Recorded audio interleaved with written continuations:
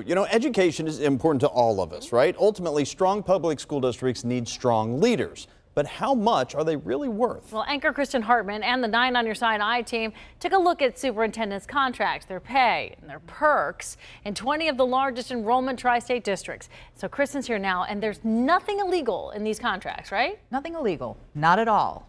But we found things that critics say might make you wonder if they're the best uses of your taxpayer dollar. That is why we're doing this story, because it's your money, and we wanted to understand how school board members spend it. Good morning, ladies. How you doing? Ready? School Superintendent Randy Poe greets students early We want to exercise their minds for endless opportunities. for the opening of the Ignite Institute in Boone County. After he leaves here, he heads to another public school for first day festivities in a district-issued SUV. It comes with the job. It's part of his contract. So what are some of the other superintendent extras beyond base pay in the tri-state? And which leaders make the most? The 9 on Your Side I team reviewed contracts for the 20 largest school districts. We found nearly half of those superintendents get taxpayer-covered car stipends running anywhere from $400 to $750 a month. Public bucks cover a family gym membership for the leader from Lebanon. In Oak Hills, the superintendent gets reimbursed up to $2,000 for the purchase of district-related community items, including tickets to events like golf outings.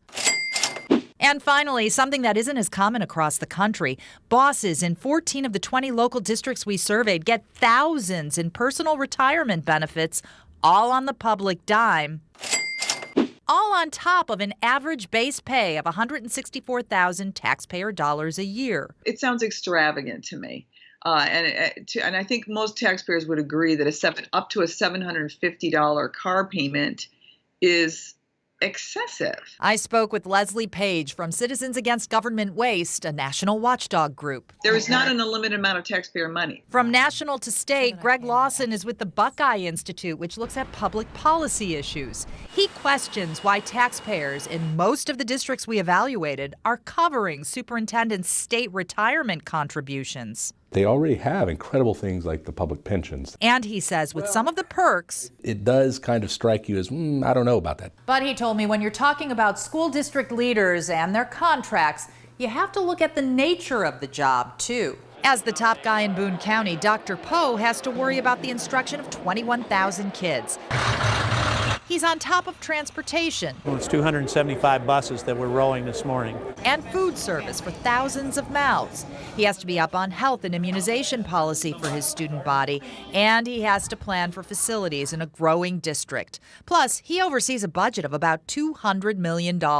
If I was running an outside corporation of the same magnitude, my pay scale will be tremendous. But we didn't get in the profession for that. We got in the profession based on the disposition of self and others, helping others. It's what he calls 24/7 work. For that, his district says total compensation with benefits is about $317,000 a year. My pay to some will be exorbitant, and to others it will not be. Public opinion aside, Cincinnati School Board member Eve Bolton says there's a method to the money a superintendent makes. I love our district. CPS leader Laura Mitchell earns about $280 annually, including car cash. You have to build a compensation package that is worth it. If you want to get and retain good people who can negotiate with politicians, oversee 5,000 employees, and educate 37,000 children.